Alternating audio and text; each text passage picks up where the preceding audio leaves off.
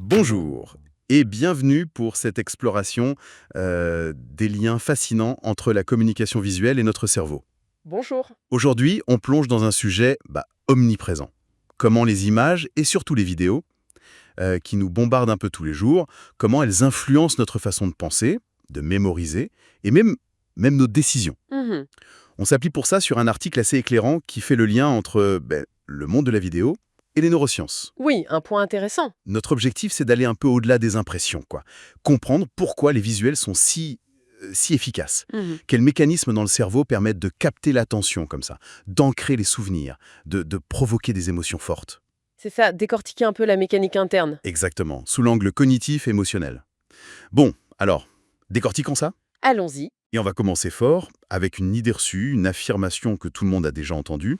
Le cerveau traiterait les images 60 000 fois plus vite que le texte. Ah oui, le fameux chiffre. Voilà. Alors, vrai, faux, un peu plus nuancé. On va voir ce que la science en dit vraiment.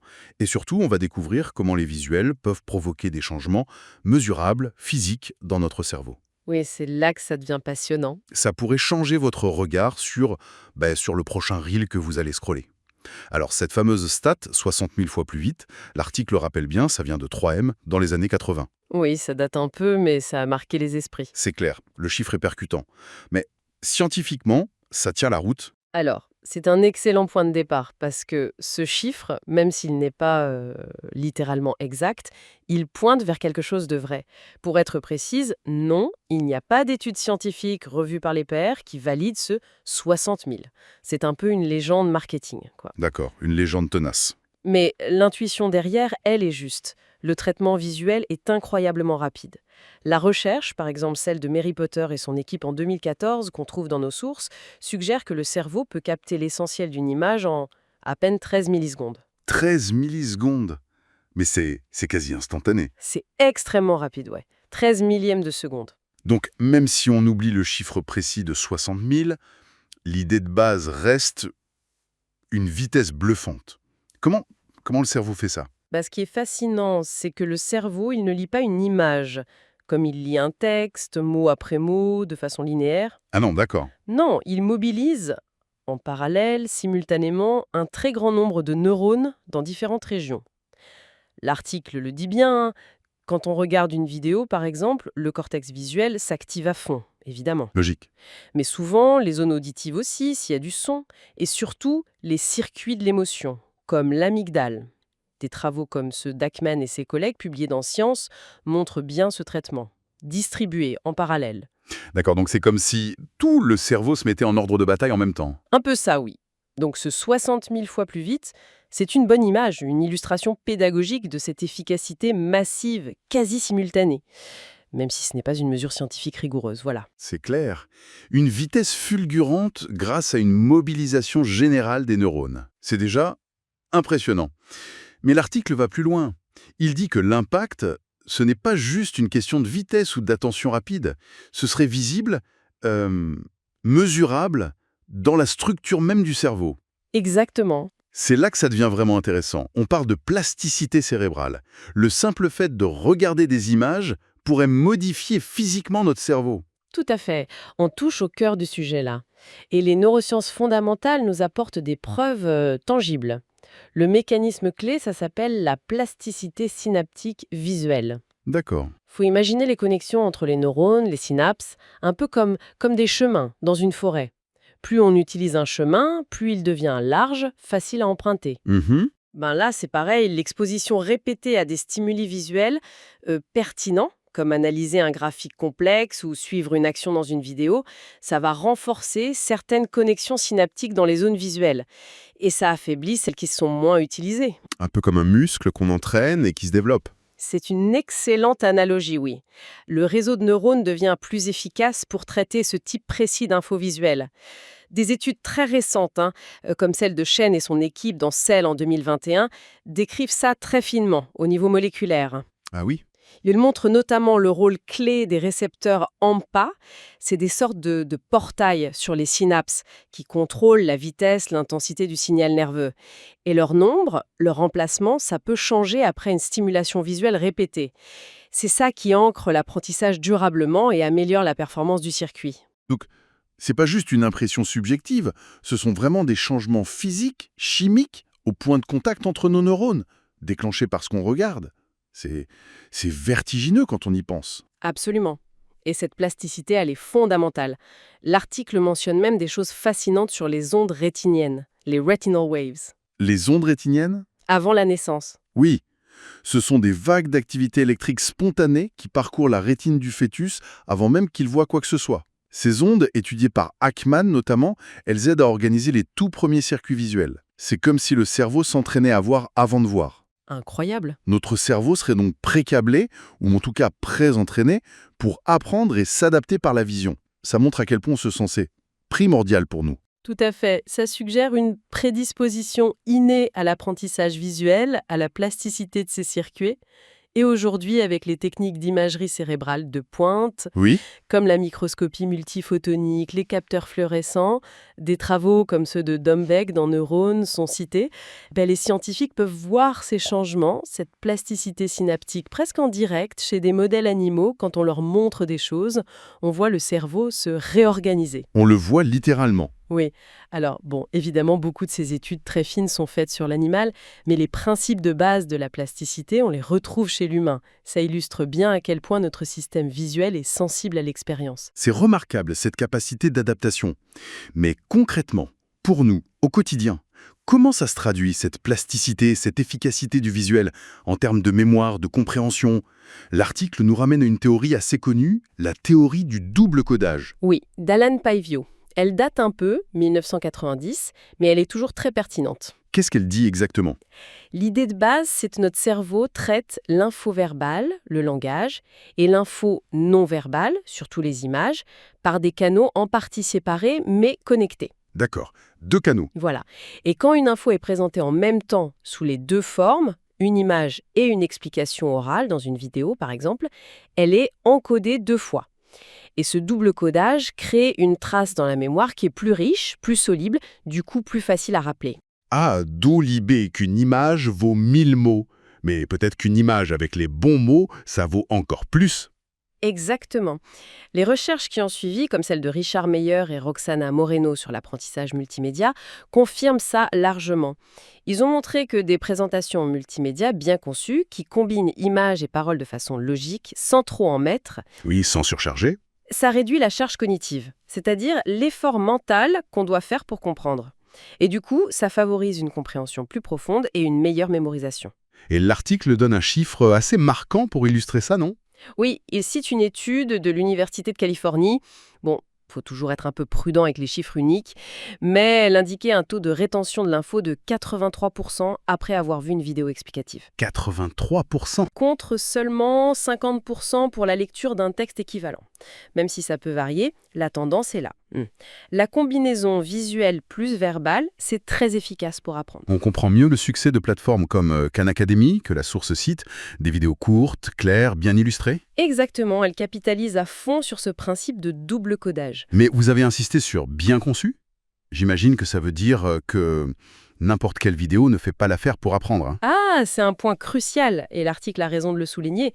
Une vidéo mal fichue, visuellement brouillonne, avec trop de trucs qui distraient, une voix off qui part dans tous les sens, Ouais. ça peut avoir l'effet inverse. Ça provoque une surcharge cognitive. Le cerveau est noyé sous l'info pas pertinente ou mal organisée, et paradoxalement, on apprend moins bien, voire pas du tout. D'accord. Le design visuel, la clarté du message, le rythme, la pertinence des images, tout ça, c'est déterminant. Ce n'est pas la vidéo en soi qui est magique, c'est la façon dont elle est utilisée pour aider notre cerveau à traiter l'information. Le comment est aussi important que le quoi, en somme. Nuance essentielle. Et au-delà de l'apprentissage, de la mémoire purement factuelle, il y a une autre dimension où les visuels, la vidéo surtout, excellent. C'est l'émotion. L'article cite Antonio Damasio, l'erreur de Descartes. Oui, un classique. Damasio a bien montré que sans émotion, on ne peut pas prendre de décision rationnelle. C'est contre-intuitif, mais c'est comme ça. Les émotions ne sont pas juste un bonus. Pas du tout. Elles sont intégrées à nos processus cognitifs. Elles guident notre attention, elles influencent nos jugements, elles sont super importantes pour consolider les souvenirs. Une info liée à une émotion, on la retient mieux. Et là, la communication visuelle, c'est un levier extraordinaire pour déclencher des émotions. Et là aussi, l'article donne des chiffres qui parlent d'eux-mêmes, surtout dans le marketing. Oui, les chiffres sont assez clairs. Une étude Nielsen, par exemple, les pubs qui jouent sur l'émotion génèrent une intention d'achat 23% plus élevée que les pubs purement rationnelles. Quand même. On voit aussi que les vidéos qui provoquent des émotions positives, la joie, l'inspiration, l'amusement, la surprise, elles sont partagées en moyenne 2 fois plus. L'émotion, c'est un moteur d'engagement très puissant. Et il y a ce chiffre de HubSpot qui est juste dingue. Ah oui, celui-là. Mhm. Sur les réseaux sociaux, les vidéos généreraient 1200% de partage en plus. 12 fois plus. Oui, 12 fois plus que les posts avec juste du texte et des images fixes. C'est colossal. Ça montre bien la capacité unique de la vidéo à créer cette connexion émotionnelle rapide, forte, qui pousse à l'action, ici, le partage. C'est vrai que ça soulève des questions sur l'utilisation de ce pouvoir émotionnel. Tout à fait. Par les marques, par les créateurs. Solide de 100%, difficile de passer à côté. Et l'exemple de Coca-Cola avec Share a Coke, c'est une bonne illustration. L'article rappelle comment cette campagne, qui misait sur la personnalisation, le prénom sur la bouteille, et l'émotion du partage, a réussi à inverser une tendance de vente qui baissait aux États-Unis, plus 2% de croissance. L'émotion, liée à une bonne idée visuelle, ça a un impact économique réel. C'est indéniable. Mais cette puissance cognitive, émotionnelle, des visuels, comme le dit justement l'article, ça en fait aussi une arme à double tranchant. Quels sont les risques, les côtés un peu plus sombres de cette omniprésence des contenus visuels ? Ils sont réels et il faut y faire attention.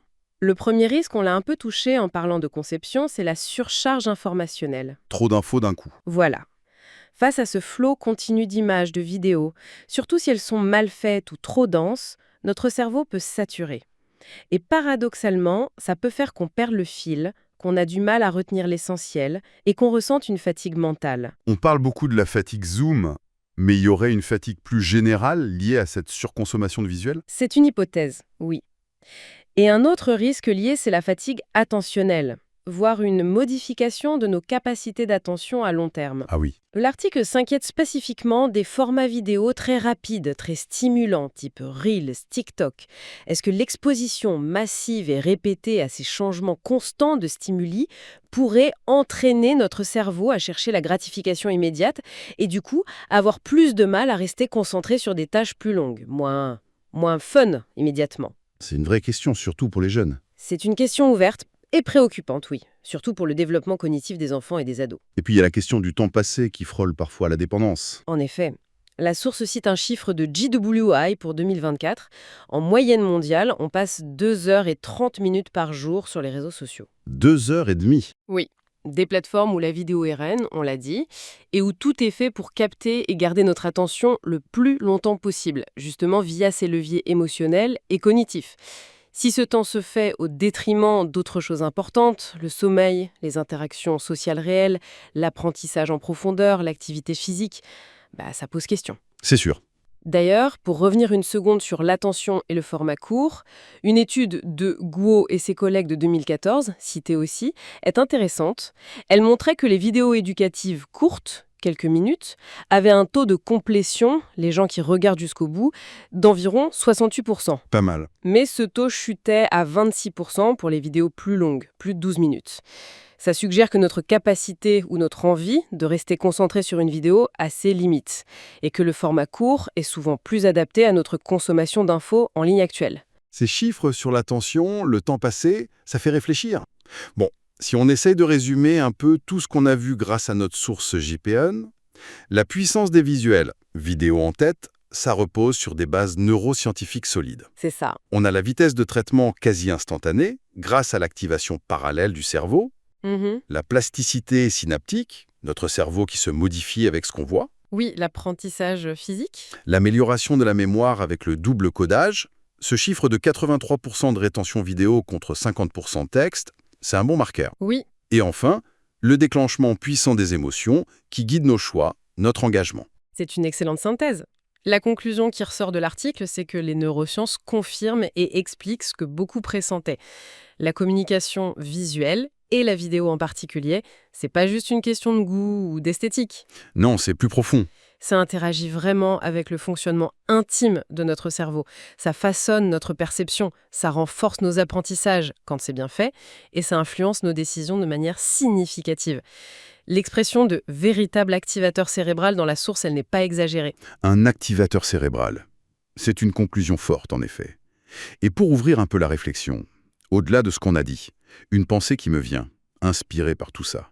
Si notre cerveau a une telle plasticité visuelle, s'il peut se reconfigurer comme ça, Oui, et si on couple ça à l'arrivée annoncée de technologies immersives comme la réalité virtuelle, la réalité augmentée, qui vont solliciter notre vision de façon encore plus intense, plus réaliste, comment notre perception même du réel, nos capacités cognitives, même notre rapport au monde, comment tout ça pourrait évoluer dans les décennies à venir? C'est une question vertigineuse. Oui, pour poser la question différemment, de manière plus éthique peut-être, vu cette sensibilité et cette malléabilité de notre cerveau aux images, quelle responsabilité particulière ça donne aux créateurs de contenu, aux plateformes, aux publicitaires? Bonne question. Est-ce qu'ils ne sont pas en train de façonner, au-delà des opinions immédiates, peut-être les structures cognitives elles-mêmes, surtout chez les jeunes générations qui grandissent là-dedans, Vaste question en effet. qui méritent réflexion? Voilà qui conclut notre exploration d'aujourd'hui sur l'impact profond de la communication visuelle sur notre cerveau.